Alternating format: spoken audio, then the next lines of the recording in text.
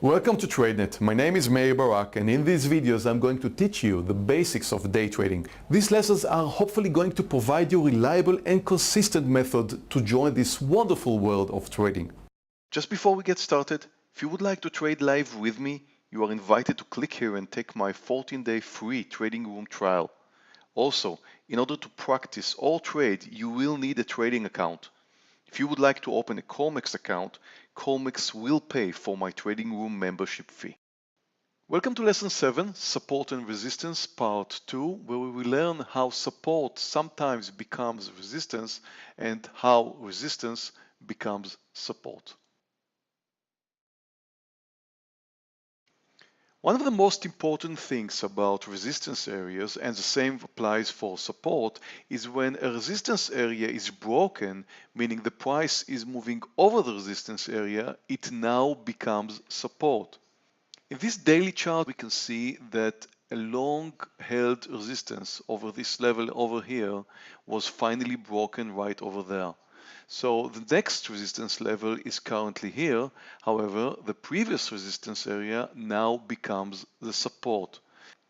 So when the price moved up and hit a new resistance area, it came down and retested what was the resistance and now is the new support.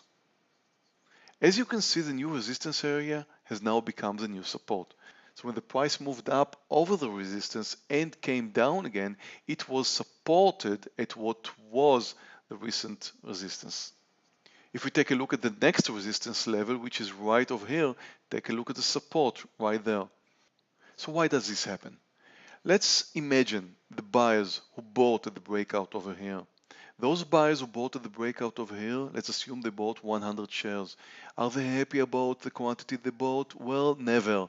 They will take a look at the price, they realize they made a mistake, they should have bought 200 or 400 shares, they only bought 100, but they will not buy at this price over here. However, if the price gets down back to the entry point where originally they should have bought more, they may consider buying more. Some of them will buy some more, meaning some more buying pressure at what was the previous resistance area. The second group is those people who didn't buy at the breakout. These are the ones who are waiting for the price to come back down, and in case it does, and it doesn't always, but in case it does, they may buy some more right here at what was the previous resistance and now becomes support because of these new buyers. The third group are the short sellers. There are plenty of short sellers who play this consolidation over here, shorting at the highs, realizing profit at the lows. Those are the short sellers who finally found the price moving higher. They should have closed their positions right over here in the breakout. They didn't. Well, some of them didn't. And later, when the price moved up and they were at a loss, they were waiting for a chance to close their short position if the price comes back to what was resistance and now becomes a support. A short seller who's closing a short position is in fact buying the stock, therefore creating support. In the previous example, we've seen how resistance becomes support, and now in the next example, we will see how support becomes resistance.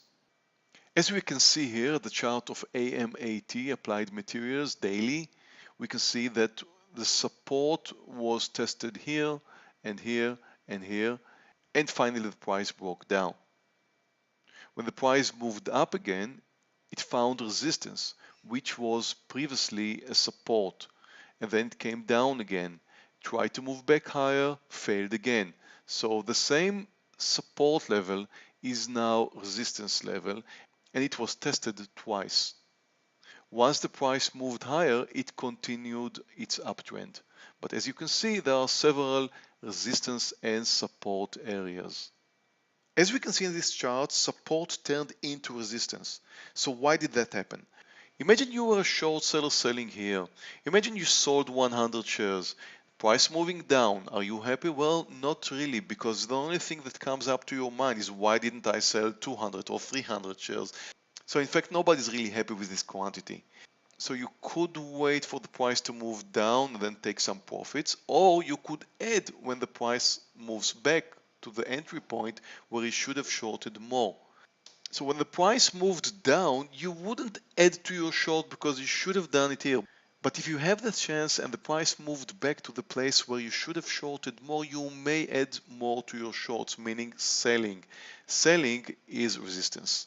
The second reason is those sellers who should have shorted here but missed the entry point. As the price moved down, they wish they would have short, but they didn't. When it returns to the point where they could short again at the same price, they may, meaning again having some more selling pressure at the price of resistance. The last group are those who are long traders, meaning those are the one who bought earlier at higher price, should have moved out when the price broke down, however didn't, and when the price moves back to the point where they should have moved out, they may move out here, meaning selling. Again, some more selling pressure and some more resistance. This is in fact how support becomes resistance. Thank you for watching my video, and again, if you want to start trading, I highly recommend that you join our live trading room and trade live with me. It is a free trial of 14 days. And if you don't already have a trading account and you want to open a Colmex account, well, Colmex will pay for my trading room. Again, thank you for watching and see you in the next lesson.